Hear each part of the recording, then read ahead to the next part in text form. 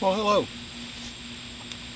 Some time ago I posted a little video mentioning that uh, I was thinking about doing a video series on long-term survivability, and I've just now gotten around to beginning that.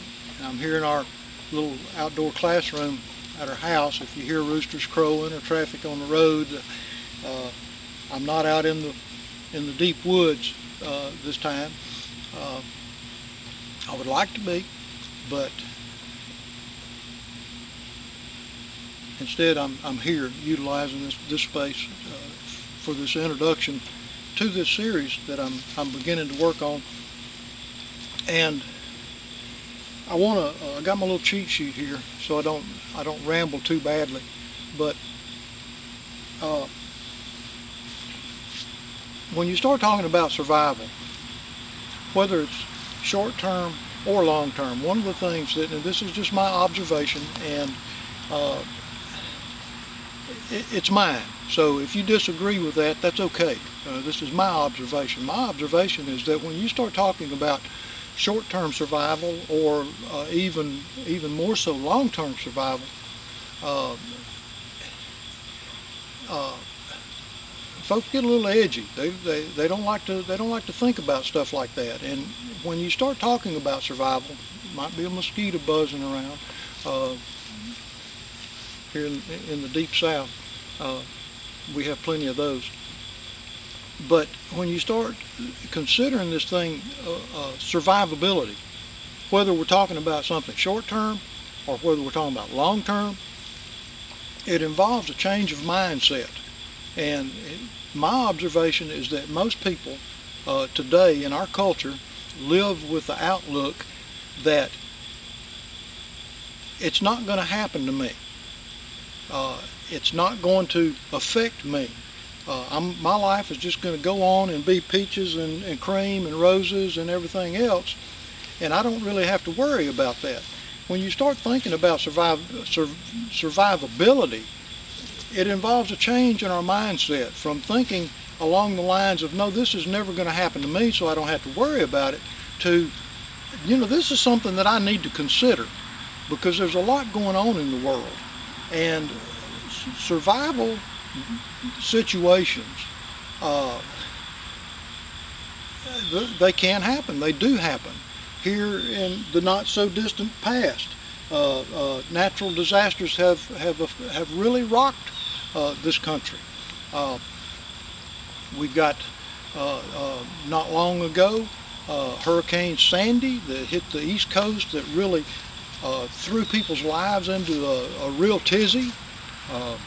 Not long ago, Hurricane Katrina visited us here on the Gulf Coast, and folks are still on the East Coast and here still recovering, trying to recover from the effects of those storms. And I remember as just a young guy when Hurricane Camille visited us here on the Gulf Coast. We were without electricity for 3 weeks. Folks in town that their electricity was out, we ended up with a house full of people that came out to stay with us because we had some stuff. We were a poor farming family, and one of the advantages of being a poor farming family back then was we raised our meat and we canned all kinds of stuff, and we had plenty of food. We had a pile of firewood. We had a wood stove out in one of the outbuildings. We had a big cast iron kettle. We had all kind of stuff, that made our life a lot easier in that bad situation, simply because we had it. And there's all kinds of natural disasters that can take place. Lately, it seems like every time we turn around, some type of man-made catastrophe is occurring. Just recently, the mess out there in Colorado with the river being poisoned with lead and arsenic from a gold mine. Things like that, it seems like they're happening more and more, at least to me. Maybe it's because we have such a great amount of media promoting all of that. I don't know, but it just seems to me like there's always something else going on, something more going on, something else happening that's affecting people's lives. Uh, these sort of things are really, in my mind, they're still short-term for most people, short-term situations to have to deal with. And when I think of short-term, in my mind, I think 3 days to 3 months as being a short-term situation. Granted, there's other areas that take longer to recover, but the basic impact of a lot of things, 3 days to 3 months, that's really a short time in the big scheme of things. Long term, when you start stretching out past 3 months, when you start getting out to 6 months, when you start getting out to a year, things really get, you're talking about a much more difficult situation. And those are realities, though, that there are things that can potentially affect us. A lot of people are concerned about EMPs and things like that, social collapse, that could create very difficult long-term situations. And we're not going to try to be apocalyptic or all that kind of stuff, or try to play on anybody's emotions and sensibilities. I just simply want to talk about some things that are important to me, and address them from my perspective in these little videos. One of the things, and this is again my perspective, whether we're talking about a short-term situation or a long-term situation, most people are either ill-prepared or woefully unprepared for those situations. 3 days, most of us can get along for 3 days in our houses, eating what's on the shelves. After 3 days, most people are in bad shape. They need a grocery store. What if you can't get to the grocery store? What if the grocery stores are sold out? You better have more than 3 days in order to of resources in order to get along.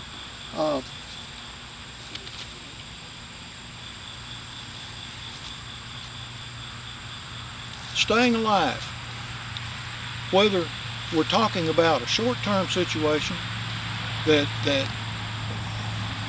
is 3 days to 3 months, or whether we're talking about a long-term situation,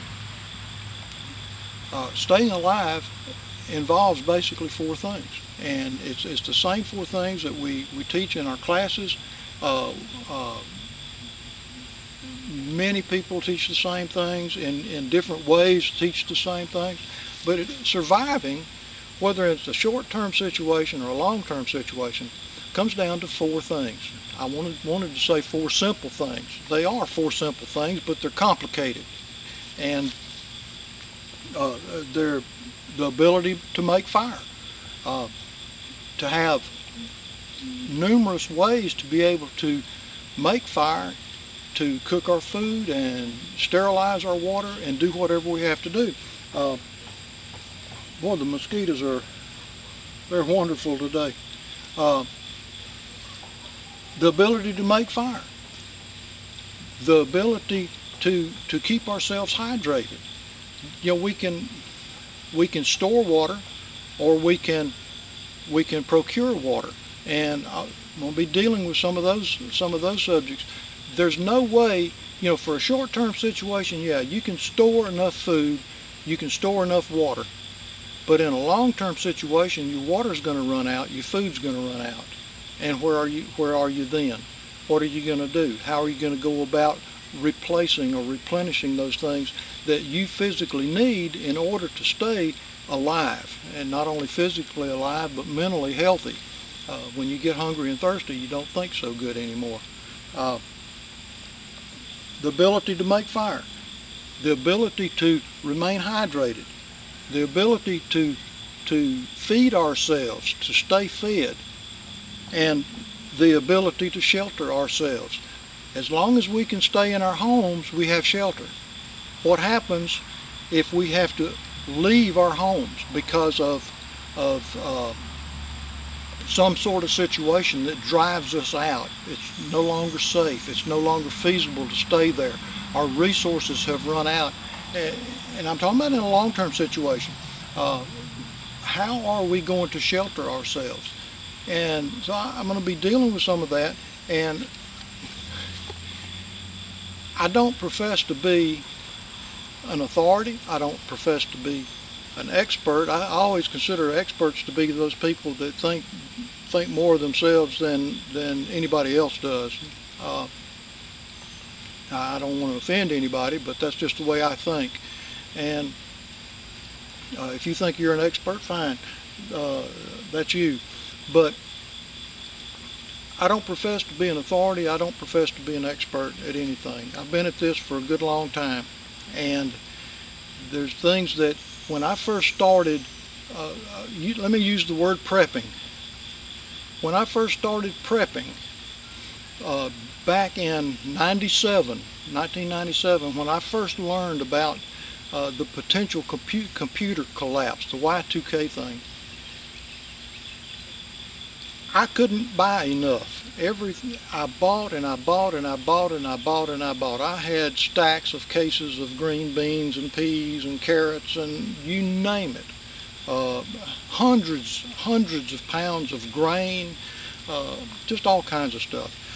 But there's a part of my mindset that changed, that rather than trying to store everything that I needed, nature provides me with everything that I need. And I began to educate myself in a lot of skill areas, a lot of knowledge areas, and I rely on those today. There's situations where people need to stock up a lot of stuff, especially people that live in towns, live in urban areas that don't have the resources that we have in the country, that don't have the skills to do the kind of things that I personally can do, and there's others that can do as well. But my mindset began to change to, in a long-term situation, how do I get along, and how do I get along well? And I really owe it to a lot of the change in that mindset to getting involved doing historic reenactments. We started out doing Civil War reenactments, and then started doing more of the pre-1840 stuff. But I noticed when I'd go to a reenactment, to some of the reenactments that we went to, everybody's got their period correct tent, they've got the period correct clothes, they've got a replica of a period correct gun, and this, that, and the other, and cast iron to cook in, even though it's modern cast iron made by Lodge, and you know, everything's really hunky-dory that way until it comes time to build the fire in order to cook the food. And then out comes the Bic lighters, out comes the charcoal starter, out becomes, we always called it cheater, bringing a little cheater to the reenactment, some charcoal, you know, some Kingsford and stuff like that. And that really got me to thinking, how did people back then live? How did they get along without the conveniences that we have today, before Bic lighters, before propane, before refrigeration and these sort of things? And I started traveling in that direction, going farther and farther back, acquiring the tools, acquiring the skills in order to live as someone lived in the 1700s. And I pretty much concluded in my own mind, and again, this is my perspective, I pretty much concluded in my own mind that if I could develop the skills and have the man-powered, human-powered tools to get along as a person in the 1700s or 1600s, then I really didn't need to worry much about things. And to be able to hunt, to be able to fish, to be able to trap, to be able to utilize those resources and to be skilled with those tools, that began to change my mindset on all of this prepping business. And granted, there is a lot of value, especially in the short term, of being a prepper, having water, having food, having those sorts of things.